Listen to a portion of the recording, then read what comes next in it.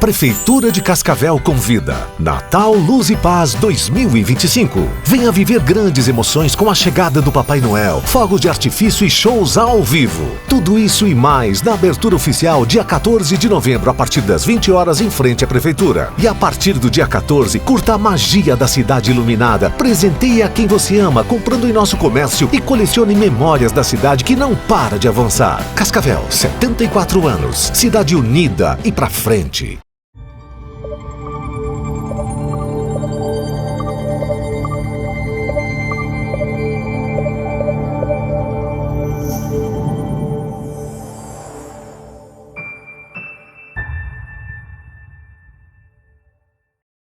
Fala, galerinha! Estamos começando mais um Geração Jovem, o Gcast, claro, da Gazeta do Paraná. Escuta, você já deixou o seu like, o seu comentário e já compartilhou esse conteúdo? Não? Então dá tempo!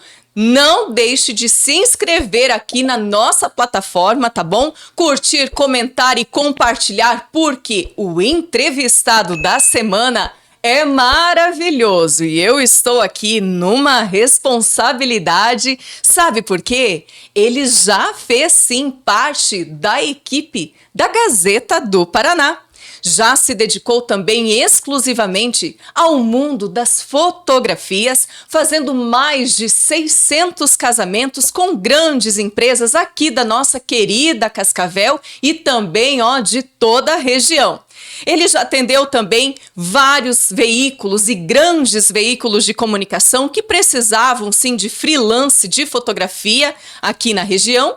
E em 2023, no ano de 2023, ele optou pelo mercado imobiliário. E sendo especialista do mercado imobiliário, trouxe a MyBroker, soluções imobiliárias aqui para Cascavel. Vem comigo, vamos receber na bancada do Geração Jovem, na Gazeta do Paraná, Heron Zene. Seja muito bem-vindo, Heron. Obrigado, é um prazer estar aqui.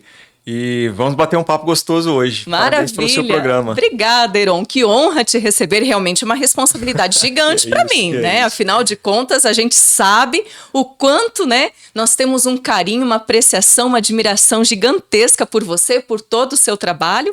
Então, vamos começar falando do tempo que você esteve aqui desenvolvendo atividades na Gazeta do Paraná? Por favor. Foi um bom tempo. Eu estive aqui em 2005. Entrei aqui em 2005, 2004 e tive a honra de participar aí da Gazeta, conhecer, né, pegar ainda o jornal impresso, o filme. Eu comecei na fotografia ainda na época do filme, passei por outros veículos antes, mas tive o privilégio de estar aqui na Gazeta, fazer parte dessa equipe e hoje é muito bom estar aqui, né, rever essa estrutura. Passei pelo lugar onde eu trabalhava, onde ficava até 11 horas, meia-noite ali para fechar o jornal e é muito bom estar aqui. Foi e como bom. Que tu vê hoje essa mudança, essa tecnologia que só tende a crescer e a mudar constantemente, né? Já que você pegou temporada do jornal impresso, de maquinários gigantescos para sim imprimir aí, né, todo esse jornal. Como que você vê essa mudança dessa tecnologia? Olha, Ana, faz parte, né, da nossa evolução.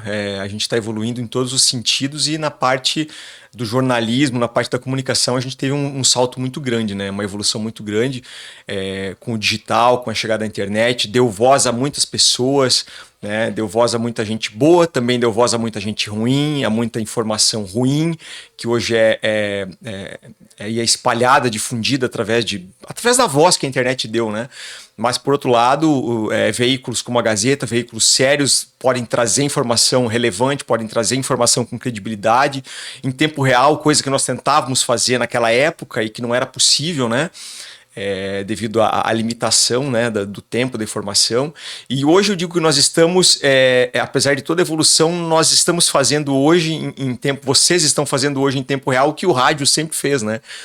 Que é trazer a informação no momento em que ela acontece. Então, eu sempre faço essa comparação, esse comparativo pela questão do rádio, né? Como era o rádio, como é hoje e como está o nosso jornal, a mídia digital, né? Ela trouxe para a imagem, trouxe para ali para conseguiu trazer o que o rádio já transmitia lá atrás. Né? Eu acho muito legal esse paralelo e ter a possibilidade de acompanhar as notícias em tempo real com imagens hoje, que é essa mudança grande que teve, né? Realmente, é muito importante nós termos aí a credibilidade, né? Exato. A gente vê essa diferença entre alguns influencers que não estão preocupados ou até pessoas que querem espalhar fake news, né? Que aí há essa grande diferenciação. Mas nós, enquanto uma imprensa oficial que tem credibilidade, né? E está há mais de 30 anos no mercado, tem esse respeito, este nome, realmente a gente vê como tem mudado, né? E como as pessoas hoje buscam em tempo real toda essa informação, não busca? Exato. Todo mundo já está conectado o tempo todo, né? Todo mundo conectado o tempo todo, e eu vejo que jornais, né, veículos, imprensa, a Gazeta e outros veículos grandes, no começo foi mais difícil, mas eu vejo que hoje eles retomaram o espaço justamente devido à grande quantidade de informação ruim. É muito difícil de se descobrir o que é verdadeiro e o que não é.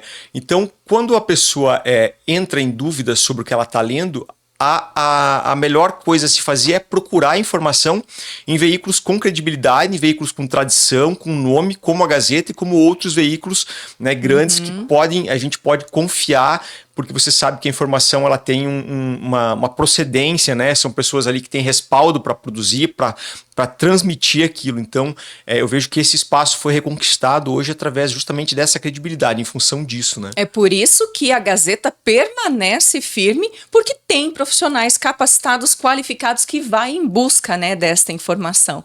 Então, realmente, isso faz um grande diferencial, não é, Heron? Exato, faz a diferença, né? Hoje, em época de fake news, é muito importante a gente poder ter uma empresa séria e que a gente consiga ter uma informação segura, né? E a Gazeta faz isso, então... Tá certo. É E uma naquela vantagem. época, Heron, realmente tu já estava na Gazeta, mas eu sei que tu esteve também no boletim de ocorrência. Como é que foi isso? Conta para os nossos espectadores o que era o boletim de ocorrência. Boletim de Ocorrência foi um jornal que nós criamos.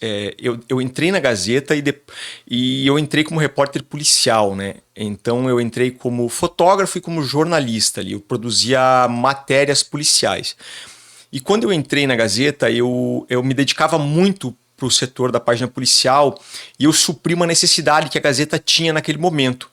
E com isso, a Gazeta passou a se destacar diante de outros jornais que permaneciam líderes de audiência na área policial. A Gazeta entrou no páreo e começou a se destacar devido àquele trabalho que nós começamos a fazer na área policial.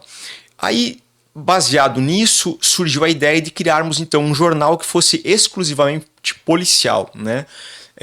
Eram outras épocas, eram outras abordagens, nós tínhamos outro tipo de leitura, a população buscava uma informação um pouco diferente do que busca hoje. Com base nisso, nós criamos o jornal Boletim de Ocorrência, que foi um jornal inspirado no jornal Notícias Populares, que é um dos primeiros jornais aí que surgiu no Brasil. E aí criamos o Boletim de Ocorrência, que era um jornal com cunho 100%, não era 100% porque ele trazia alguma coisa de horóscopo e de esporte, mas ele era 90% policial. Só para quebrar, né? Exato, só para ter, porque eram assuntos casados. A gente reparou que as pessoas gostavam de notícias policiais, gostavam de esporte e gostavam de horóscopo. Legal. Então tínhamos essas informações também. E o Boletim de Ocorrência era um jornal, era um tabloide. A periodicidade dele no começo, eu já não me lembro, mas eu acredito que ele começou com semanal e depois ele passou a diário, mas ele foi um jornal diário, um tabloide, e ele explodiu, né? E aí nós tínhamos um correspondente em Foz do Iguaçu, porque Foz tinha uma criminalidade maior do que Cascavel, então nós tínhamos mais notícia em Foz e tínhamos um correspondente lá. E aí eu já saí da área da reportagem e passei como editor desse jornal. Então eu parei de produzir material e de fotografar e só eu editava o jornal, né? Então aí eu já passei a ser o editor do jornal e permaneci ali até o momento da minha saída para quando eu me dediquei única e exclusivamente para a fotografia. E esse período foi em que ano que você esteve dentro da Gazeta, depois com o Boletim de Ocorrência? Eu estava pensando aqui, eu acredito que eu entrei na Gazeta em 2002, final de 2002, início de 2003 e saí em 2005. Né? Que foi quando eu abri, aí resolvi me dedicar à fotografia, porque a reportagem policial quando ela é vivida, né, no dia a dia, quando a gente está lidando com informações ruins o tempo inteiro, aquela notícia ruim, você acaba vivendo aquele mundo. E aquele mundo passou a me fazer mal depois de um certo tempo, depois de 2 anos, quando eu só respirava aquilo, eu levava o rádio para casa, eu dormia com o rádio escutando a frequência da polícia, e eu saía 2 da manhã, eu saía 5, eu me dedicava, porque eu amava aquilo, né? Eu estava mais envolvido do que um policial, porque o policial tirava a folga e ia para casa, aí eu não tirava a folga, eu vivia. Aí eu resolvi me afastar, e aí nesse meio tempo o BO resolveu, o pessoal resolveu encerrar as atividades do BO, e aí eu segui outro caminho, né? Mas foi um período muito bom, foi um período... Tudo bem que eu já estou entendendo quase tudo que você está dizendo, porque, claro, envolve adrenalina, envolve emoção, sentimento, querendo ou não. Muitas vezes você deve ter atendido situações que aquilo mexeu contigo, não mexeu? Mexeu. O que tu lembra que marcou muito? A gente encarava todo tipo de situação, né? Você encarava pessoas que cometiam crimes e que te faziam ameaças, né? Porque você, quando você é um policial, o cara pensa 2 vezes antes de te ameaçar. Quando você é um repórter, o cara te ameaça e aí fica meio complicado, né? Então a gente convivia com esse tipo de pessoa e convivia também com dores, né? Dores de família, dores de pessoas que perdiam entes queridos em situações complicadas, né? Situações aquelas situações que a gente vê aí no meio policial, né?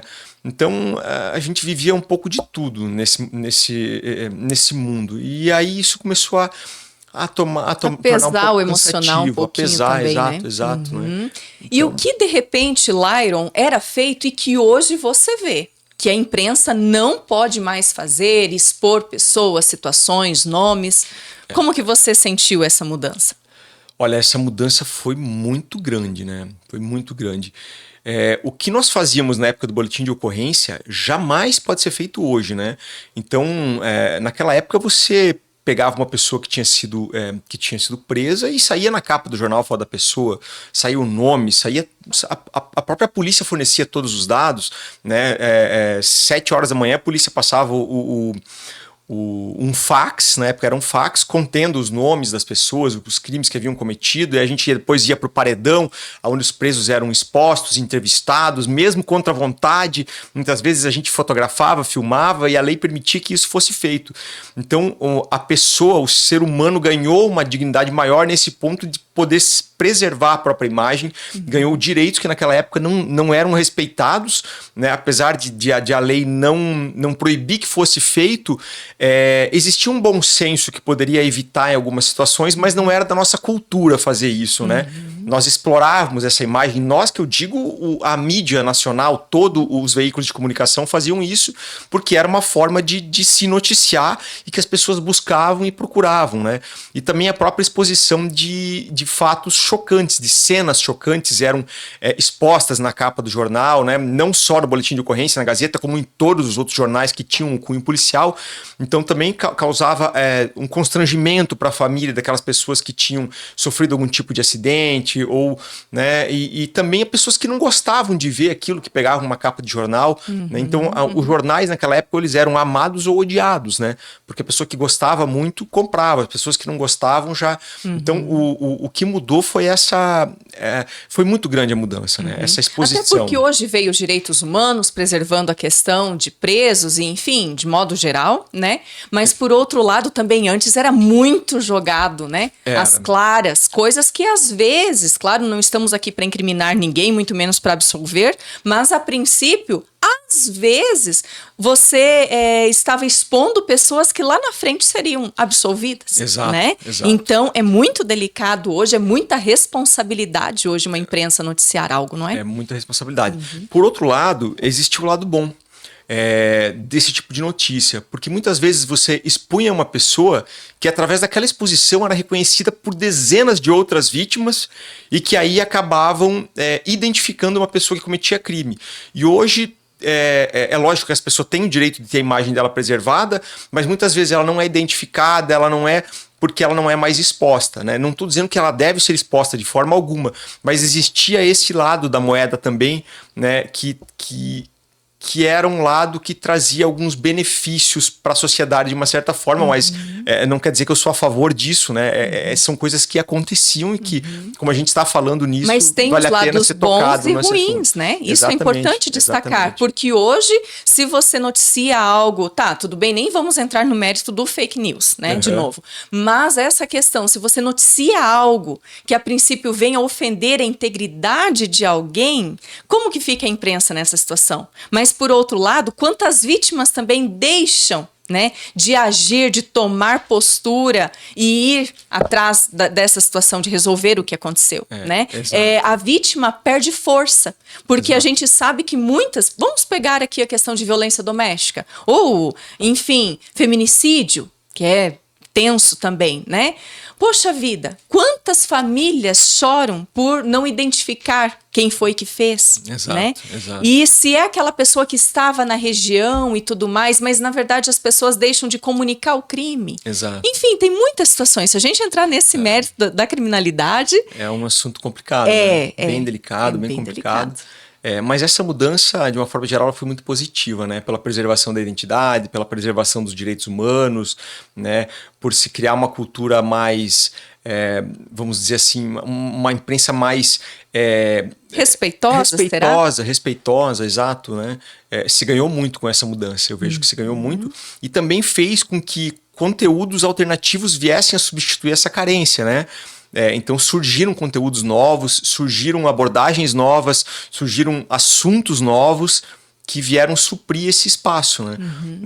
Não com o mesmo cunho, mas, né, surgiu muita coisa nova aí para preencher isso. Eu né? acredito que a gente entende ali que as pessoas que deixam de comunicar alguma ilicitude, alguma criminalidade que acontece com elas, por outro lado, elas tomam conhecimento e ganham força de outros modos, né? Para ir atrás da justiça, para identificar o criminoso, porque tem os seus meios lícitos, né? E adequados para realmente identificar a pessoa, né? Exato, concordo. E saindo dessa situação, Heron, depois tu foi para a fotografia ou para onde tu foi? Eu saí para fotografia, né? Porque eu entrei em jornal em 1995, com 15 anos, né? Então, dali até eu chegar na Gazeta, até eu sair da Gazeta, já tinha praticado fotojornalismo por 10 anos. Então, quando eu saí do fotojornalismo, então não foi só na Gazeta que eu vivi esse período de páginas policiais, né? Antes de entrar na Gazeta, eu já fazia a página policial de um outro veículo de comunicação que era menor, que não tinha a mesma abrangência que a Gazeta, e foi de lá que eu me destaquei, que a Gazeta me chamou. Mas antes de vir a Cascavel, eu morava em Toledo e atuava lá como fotógrafo já. Então, eu entrei na fotografia com 15 anos, e aí durante 10 anos foi na área de fotojornalismo, que foi quando eu desenvolvi a minha paixão por fotografia. E aí, então, a partir do momento em que eu saí da Gazeta, eu resolvi montar um estúdio de fotografia, em sociedade com outros 4 fotógrafos que eram todos da área do fotojornalismo também, e aí resolvemos entrar então na fotografia social, levando o olhar do fotojornalismo para a fotografia de casamento, que era extremamente posada e artificial. Então entramos com aquele olhar do fotojornalismo na fotografia de casamento, e isso simplesmente revolucionou a fotografia de casamento em Cascavel e também em outros lugares que foi implantado esse olhar, e aí a gente veio trazer isso, e por isso foi um destaque muito grande, e dali para frente foi só crescimento na área de fotografia. Que maravilha, mas espera lá, nós temos que identificar aqui, né, que você não é o único da família a estar no ramo de fotos. Não sou, né? Não. Isso vem de quando? Quem que teve a iniciativa? Vem de mais de 100 anos atrás. Uau! São Conta mais pra de nós. 100 anos. Com o meu bisavô, que já era fotógrafo, viajava o estado do Rio Grande do Sul a cavalo, com uma câmera muito antiga, que por sinal eu a tenho, ganhei, está totalmente preservada, uma câmera com mais de 120 anos. Então ele viajava a cavalo para fotografar casamentos, né? Não fotografava o casamento, mas naquela época a família se juntava na frente da casa, todos os convidados, e se fazia uma única foto, né? Que o filme era uma chapa de vidro, então se fazia aquela foto que custava muito dinheiro. E aí então do meu bisavô passou para o meu tio-avô, né? O meu avô não participou, mas o meu tio-avô foi fotógrafo. Depois do meu tio-avô, o meu pai, né? E aí do meu pai veio eu. Mas o interessante é que eu não tinha conhecimento de absolutamente nada disso quando comecei a fotografar. Né? Porque meu pai faleceu quando eu tinha 3 anos. Então eu não sabia que meu pai era fotógrafo, minha mãe nunca falou, eu sabia que meu pai era jornalista, mas eu sabia que ele atuava, mas não que ele tinha o sangue de fotógrafo, então também não sabia do meu tio-avô nem do meu bisavô. E como tu identificou tudo isso? Quando, com 15 anos, houve um assalto na minha casa, houve um roubo, e depois de 2 dias a minha mãe falou assim, nossa, roubaram até a câmera que era do seu pai. Eu falei, nossa... né? Não sabia. Aí foi. Depois de alguns dias ela encontrou a câmera no meio da bagunça, tinham revirado toda a casa. E a minha mãe falou: eu encontrei a câmera que era do seu pai. E aí comecei a fotografar sem filme, a brincar com a câmera. E aí acabei ganhando um filme preto e branco e comecei fazendo freelance para um jornal. E aí depois desse período que eu já estava fotografando para um jornal lá, que foi a Gazeta de Toledo, há mais ou menos 1 ano, 2 anos, esse tio-avô faleceu. E aí chegou até mim uma caixa enviada de Joaçaba, Santa Catarina, que continha vários equipamentos de fotografia, inclusive do meu bisavô.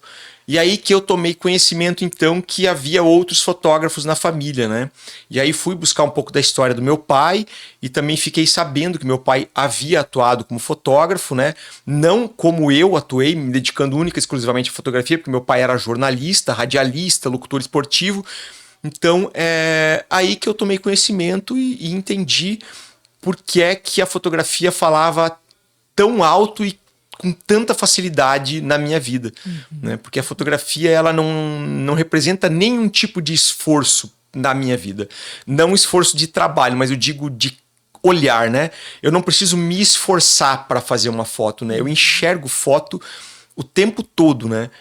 Então, para mim é muito natural e é mais do que natural, é uma necessidade que eu tenho de fotografar. Eu tenho a necessidade de fotografar. Não só de enxergar, mas de registrar. Isso causa em mim uma válvula de escape, né? Então é uma coisa que eu não consigo entender como que funciona, mas acontece. Como que pode, Heron, realmente ter essa força da descendência tão árdua, tão intensa na sua vida?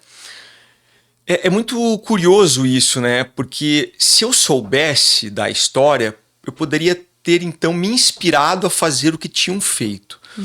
Mas eu não sabia da história. Então, cientificamente, eu não sei explicar, eu nunca fui atrás como é que pode isso passar de uma pessoa para outra, espiritualmente falando, né? Porque existe um lado espiritual aí, né? Que muda as coisas, que transfere essa informação de uma pessoa para outra. Eu acredito que sim. Eu não consigo entender, mas eu sei que acontece, é muito presente e é muito forte. Muito forte. É admirável a gente ver ali bisavô, tataravô, pai e tudo mais. E você não sabia disso até lá nos seus 15 anos. Não, então não sabia. E olha, Heron, realmente, falando sobre isso, eu vi esse recorte do jornal que tu postou no seu Instagram, achei muito lindo, algo que nós devemos destacar mesmo, que no ano de 1917, não é? Exato. Teve ali as felicitações. Para quem que foi? Tu lembra? Foi pro meu bisavô. Seu bisavô, né? Foi pro meu bisavô, exato, que foi o Eugênio. Então tanto nome na família, mas teve o João Zene. João Zene. O Eugênio foi do outro. Foi o João Isso. Zene, que foi o meu bisavô que começou na fotografia, né? Então teve essas felicitações, eu já não me lembro do que está escrito no recorte, mas está no seu Instagram, tá né? No meu Instagram. Quem quiser verificar isso, é muito lindo. Tá Felicitações, homenagens, né? Exato. Pela passagem do aniversário do seu João Zene. Exato. Muito emocionante, muito bonito. E o recorte do jornal de 1917. Quando eu falo, são mais de 100 anos, né? Que ele já atuava ali. Então é uma coisa assim muito...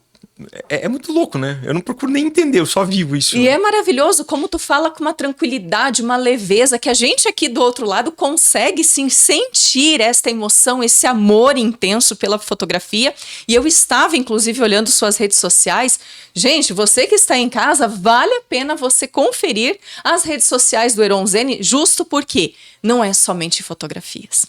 O que tu faz vai muito além, tu coloca todo esse amor, essa emoção, essa paixão, essa questão de herança, Sim, né, de sim. pai e seus ascendentes, né, ascendentes, justo porque realmente a fotografia fala muito forte em você e ele fica... Gente, é muito lindo. Acho que a câmera não tem, como que eu posso dizer assim, aquela qualidade, mas é a emoção, sabe? Exato. A câmera, quando você fotografa, a emoção que ele passa é muito mais forte, muito mais intensa do que até a própria qualidade do aparelho. Vai muito além, né? Vai muito além. Vai muito além. É que quando você faz uma foto, no meu caso, a foto ela não está ligada à estética. Não está ligada à estética. Hoje se vê uma geração de fotógrafos que só se preocupa com estética, né? E a fotografia, ela transmite imagem, né? Por isso que as pessoas associam fotografia com estética, com aparência. Mas, além da imagem, existe uma conexão, né, entre quem fotografa e entre quem está sendo fotografado. Então, quando acontece a conexão entre o fotógrafo e a cena que está sendo clicada, seja uma paisagem ou seja uma pessoa, essa foto carrega uma energia e transmite uma energia para o terceiro que está vendo essa imagem. Então, quando você para visualizar uma imagem que te toca e que transmite algo que muitas vezes você não consegue entender ou que você pensa que é uma simples beleza estética, por trás disso existiu uma conexão entre o fotógrafo e o personagem, ou o fotógrafo e a cena, né? Comigo isso é muito frequente de acontecer.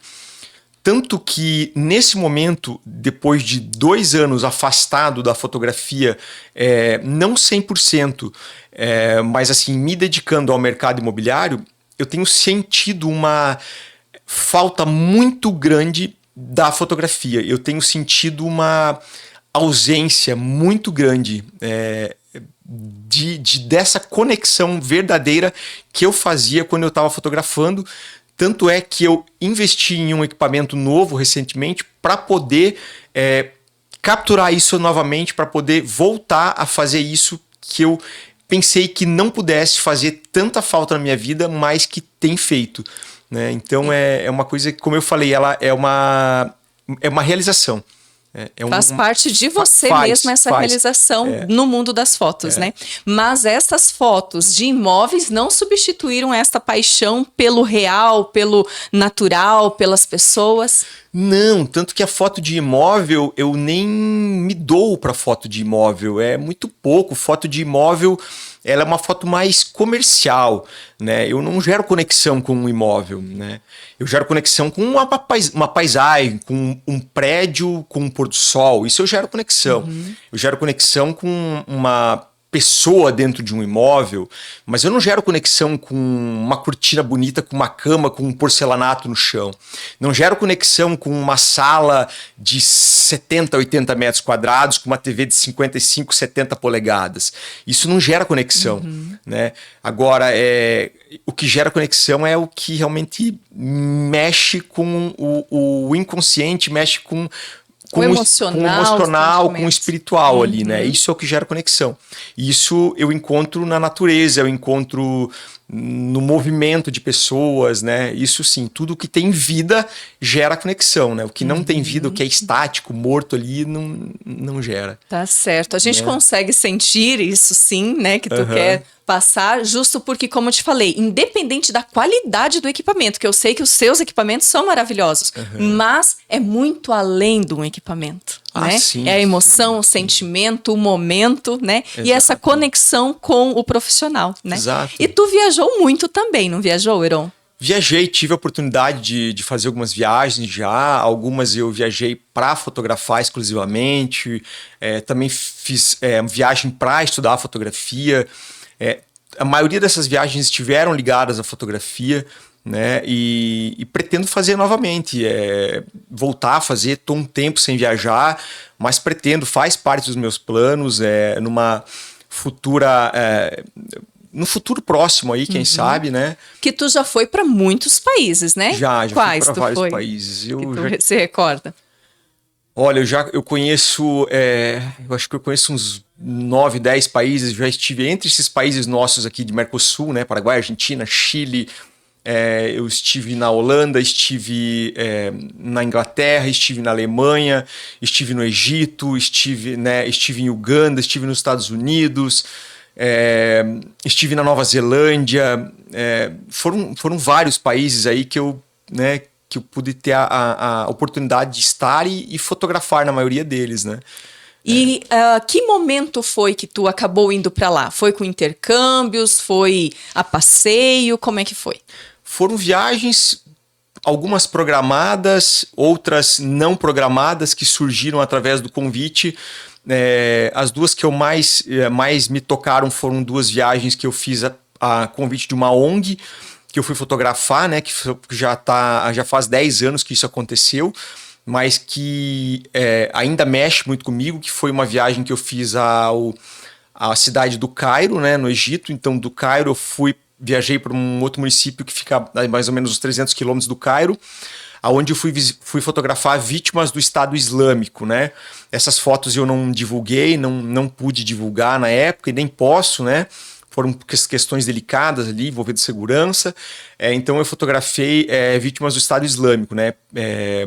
Famílias que tiveram filhos decapitados pelo Estado Islâmico. Na época eles foram colocados todos numa praia, de roupas laranja, e foram todos decapitados. E essa notícia circulou o mundo inteiro e eu estive lá fotografando as famílias dessas pessoas.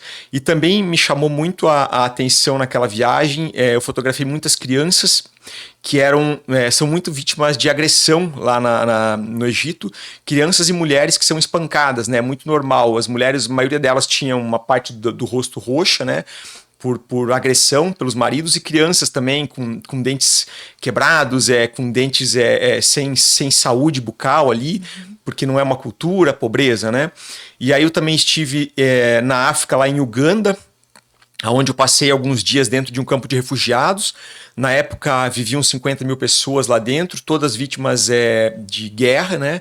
Refugiados de guerra, procedentes de vários países e que viviam e se alimentavam de forma assim, de forma desumana, né? Comendo farinha com banana verde, tomando água empoçada no chão, né? Água da chuva, vítimas de estupro, de violência. De cada família que tinha lá 10 filhos, 2 sobreviviam, o resto morria de malária, de todo tipo de doença, né? Doenças venéreas contraídas através de violência sexual que elas sofriam. Então lá eu passei assim, momentos bem, bem fortes, né? E daí quando eu saí de lá eu fui para os Estados Unidos. Depois de 15 dias que eu saí de Uganda, fui para Nova York, fiquei 2 meses em Nova York. Então foi um contraste assim gritante, muito forte, muito, muito assustador assim que eu vivi. Assim, tristes. Sim. Viu cenas extremamente desumanas. Uhum. Você chegaria ao ponto de dizer assim, não, isso eu não quero fazer? De tanta dor que aquela cena passou? Se hoje você perguntar assim para mim, escolha viajar para França, escolha viajar para Dubai, escolha viajar para Nova York, para qualquer lugar, ou escolha voltar para Uganda. Eu escolho voltar para Uganda. Tá brincando? Eu escolho voltar para Uganda. Conta para nós. Não, eu vou voltar ainda, né? Tá nos meus projetos, eu vou voltar, porque a conexão, o bem que você faz para aquelas pessoas, o que você ajuda, de você poder estar lá, de você poder viver aquela realidade, de você poder entender que as pessoas sorriem porque são gratas pela vida, né? Elas não têm onde dormir, não têm onde morar, e elas agradecem a Deus e sorriem o tempo inteiro porque elas estão vivas, né? E aqui a gente tem uma cultura que a gente sorri quando compra um iPhone 17, a gente sorri quando a gente conquista uma BMW, a gente sorri quando a gente compra um melhor tênis de corrida, né? Não todos, felizmente não são todos, mas que a gente busca se satisfazer somente através das coisas que nós conseguimos para nós mesmos, né? Só corremos atrás do próprio rabo e satisfazemos os nossos próprios desejos, né? Tudo através do consumismo. E aí você vai para um país onde você vê que só existe gratidão pelo fato de ter vida, né? Então isso gera uma mudança e gera um entendimento de vida que eu desejaria que todas as pessoas desse mundo tivessem que passar pela experiência de testemunhar aquilo, não de viver aquele sofrimento, mas de terem a oportunidade de testemunhar aquilo por 1 ou por 2 ou por 3 dias como eu tive, né? E me fazer testemunhar aquilo me fez desejar voltar para lá, né? Porque através daquele trabalho eu pude ajudar algumas pessoas com fotografias. Através daquele trabalho teve algumas entidades internacionais que me procuraram para usar aquelas imagens para captação de recursos, para levar para aquelas pessoas, né? Então aquele material repercutiu muito e foi muito bom o que eu consegui fazer.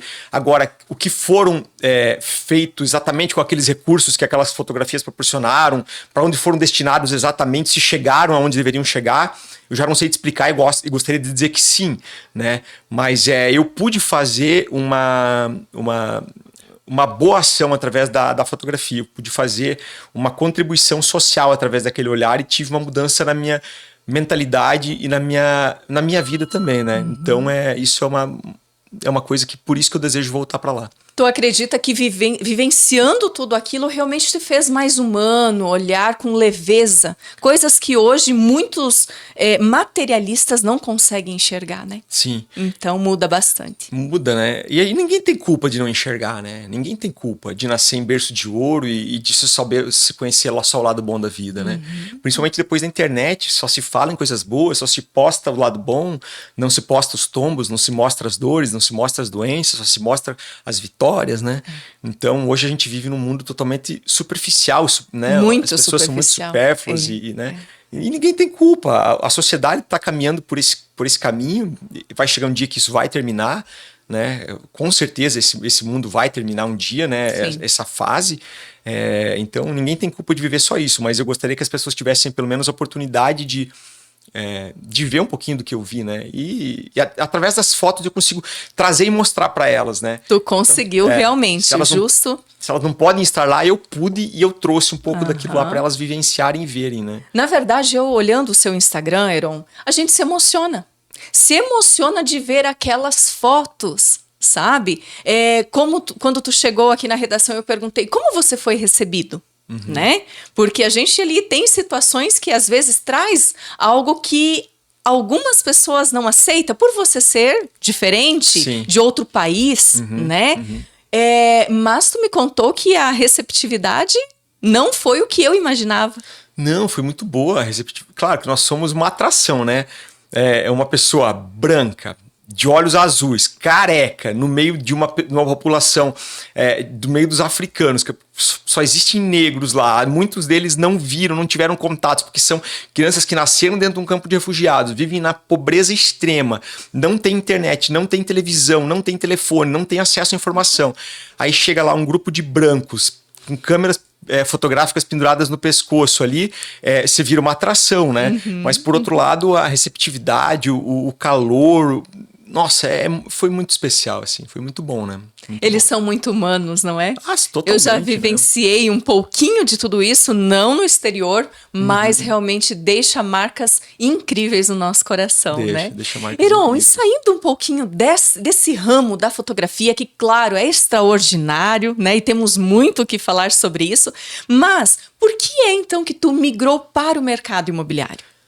Eu fotografei mais de 600 casamentos, então ali de 2005 até 2022, 2021, eu fotografei casamentos durante os finais de semana e atendia empresas e jornais durante a semana, né? Então eu era muito ativo na fotografia. E a fotografia social, a fotografia de casamento, ela acontece nos sábados, normalmente, nas sextas, aos sábados, aos domingos, né?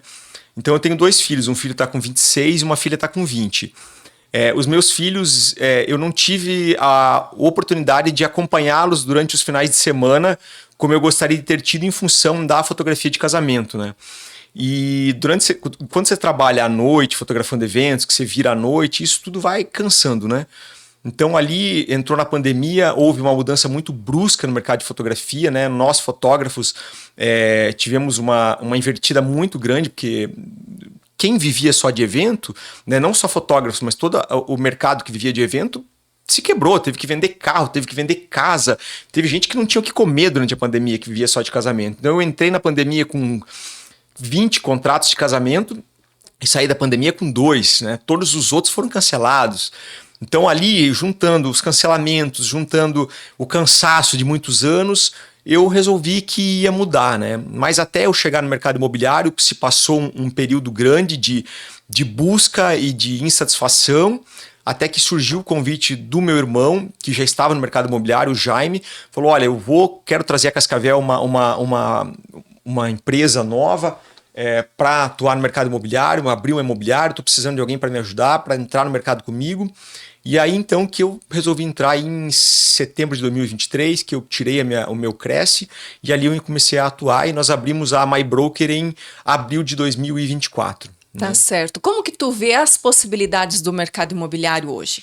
Do segmento de compra, venda ou locação, quais que vocês atuam? Nós atuamos no mercado de locação e de venda, né? Com mais força, muito mais força no mercado de venda.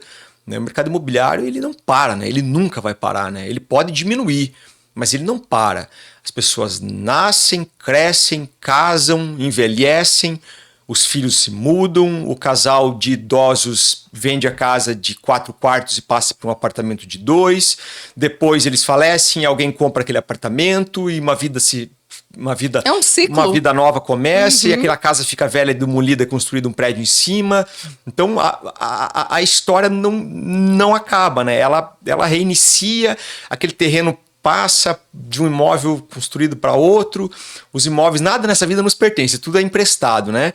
Então o carro vai para ferro velho, o apartamento é reformado então o mercado imobiliário ele é dinâmico, ele acontece o tempo inteiro, isso né? é verdade. Então quem gosta e quem aprende a se apaixonar pelo mercado imobiliário fica, porque trabalhar no mercado imobiliário, você sabe muito bem disso, é muito difícil, exige muita persistência, exige muito jogo de cintura, exige muita coisa, muita dedicação, né? O retorno financeiro ele é bom, mas ele não vem sempre, né? Existem períodos que você fica sem vender, existem períodos de vaca gorda e vaca magra, né? Então, assim, você tem que se programar, é muito dinâmico, mas não é fácil. E como que tu vê hoje o mercado imobiliário no que estamos vivendo atualmente? Questão de política, questão de finanças. O mercado imobiliário hoje, ele continua girando, né?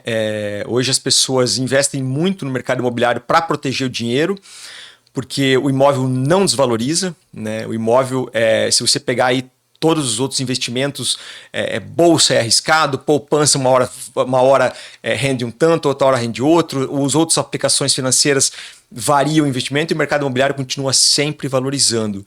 Então, nós estamos vivendo um momento hoje em que as pessoas estão investindo, existe um grupo de investidores que continua comprando, continua investindo, continua acreditando, existem pessoas novas que estão entrando nesse mercado, houve uma decepção muito grande, algumas pessoas que investiram em criptomoeda, que perderam muita grana e de repente começaram a migrar para o mercado imobiliário, né? Então ele está muito ativo. Já houve períodos de uma atividade maior, mas já houve menor, mas está muito bom, está muito ativo hoje o mercado imobiliário aqui em Cascavel, especificamente falando, que é da onde eu conheço, né? Onde eu Até tenho porque referências. nós aqui temos empresários que são grandes investidores, né? Exato. Pessoas que estão tendo o seu primeiro imóvel, que Cascavel também é muito receptiva, hospitaleira nesse sentido, né? Do povo que quer vir para cá fazer vida, fazer família. Tem aquele que quer vir para estudar. Então a gente tem imóveis para todos os gostos, não tem? Exato, temos muitos imóveis, muitos lançamentos imobiliários.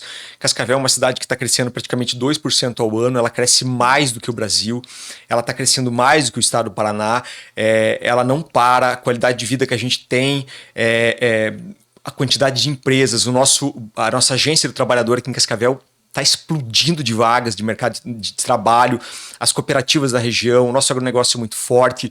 Então você sabe muito bem o potencial que Cascavel tem e isso atrai pessoas todos os dias chegando para morar em Cascavel.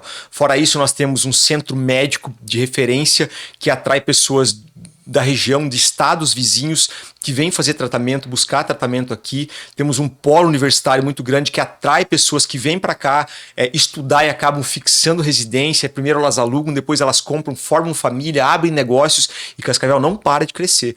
A previsão, eu estava vendo, a previsão de Cascavel, segundo o IBGE, era chegar em 500 mil habitantes em 2050.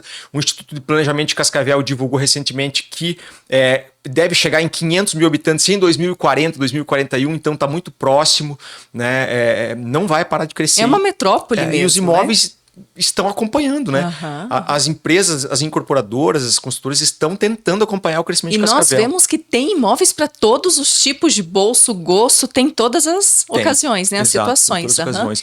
E a MyBroker, ela atende imóveis de todas as classes ou somente alto padrão? Como é que funciona? A MyBroker é uma franquia, ela começou faz 15 anos na cidade de Goiânia, hoje são 75 lojas no Brasil, também tem uma loja em Orlando, tem uma unidade em Portugal, então ela também oferece investimentos no exterior.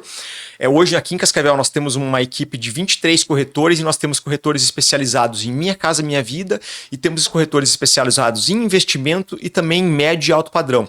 Então nós atendemos todos os públicos, inclusive como se trata de uma franquia com unidades nas principais cidades do Brasil, nós temos um intercâmbio de imóveis onde é possível você investir, seja no exterior, seja nos Estados Unidos através das unidades que temos fora do Brasil, assim como, por exemplo, se você estiver procurando um imóvel em Curitiba, nós temos unidade da MyBroker em Curitiba, conseguimos fazer esse intercâmbio, você consegue comprar um imóvel em Curitiba sendo atendido por um consultor imobiliário de Cascavel, com pessoas que você conhece em Cascavel, que de repente podem te passar mais segurança, sendo um imóvel que está dentro da rede MyBroker, né?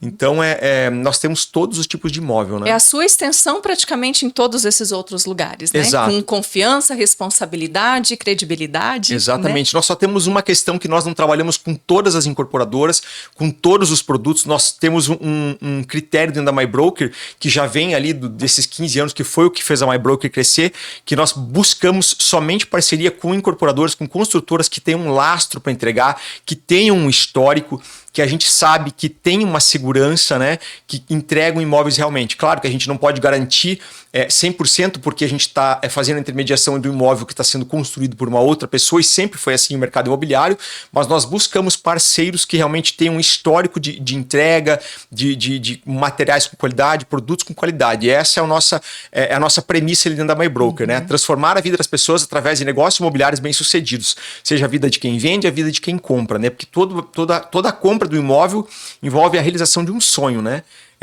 Tem gente que trabalha a vida inteira e consegue comprar uma casa aos 40, aos 50 anos, sair do aluguel, né? E mesmo hoje, com taxas de juros altas, ainda temos os financiamentos que continuam acontecendo, porque hoje muita gente prefere pagar uma taxa de juros um pouco mais alta e sair do aluguel e daqui 2 anos, 1 ano, quando essa taxa de juros baixar, fazer a portabilidade do crédito para uma outra instituição bancária que você vai conseguir reaver, pegar um crédito mais barato, né? Então, envolve sonhos, quando a pessoa quer comprar um imóvel, ela dá um jeito e compra. E a gente tá lá para isso. Realmente você é fantástico, você e a sua equipe lá da MyBroker, sabe? Parabéns por tudo isso. Vocês estão localizados onde em Cascavel? Estamos na Rua Fortaleza, esquina com a Visconde de Guarapuava. Maravilha, galera. Muito obrigada, Heron. Realmente maravilhoso, muito honroso te receber aqui. Obrigada demais por ter aceitado o nosso convite. Eu que agradeço. Foi muito bom porque a gente falou um pouco sobre tudo hoje aqui. Tudo, né? Era esse o objetivo. Mas o nosso horário já chegou ao fim. Okay. Galerinha, agradeço demais a sua participação. Eu sei que você deixou o seu like e o seu comentário. Agora vai, ó, dedinho aí compartilhando esse conteúdo maravilhoso que foi sim preparado para todos vocês. Eu sei também que no decorrer de todo este episódio, vocês conferiram aqui, ó, no nosso telão, os nossos queridos e honrosos patrocinadores. E você, meu caro empresário, que quer sim fazer parte do programa Geração Jovem, ou também estar aí no hall de patrocinadores de todo o quadro de podcast aqui da Gazeta do Paraná, entre em contato com a gente aqui, com a redação da Gazeta do Paraná, ou comigo através das minhas redes sociais, ana_grossi.oficial, que eu tenho o maior prazer em te receber. Um beijo no seu coração, até semana que vem. Valeu, galera!